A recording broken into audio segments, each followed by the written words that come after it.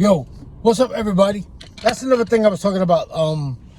I was saying, like, when you watch the draft, when you watch the NBA, NFL, NBA, baseball draft, professional drafts, and athletes coming from college into the pros, I was saying, like, a lot of times, you know, like, when the athletes get drafted to the pros, they be excited just as much as the black person, but they probably don't show it. And a lot of times, you know, their family don't have a lot of wealth. I'm not going to say they're wealthy, but they usually have land and they have a home.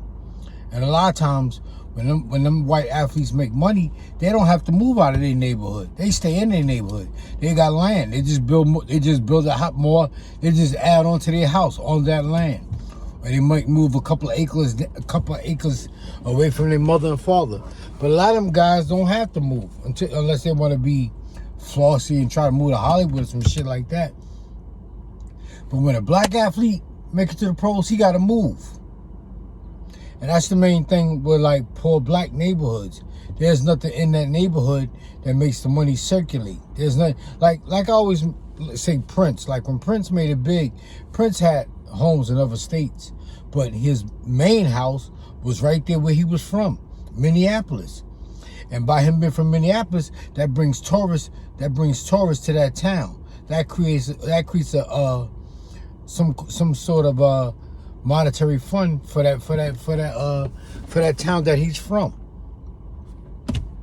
Nobody goes to visit the hood. The only thing they go to visit the hood is the Apollo.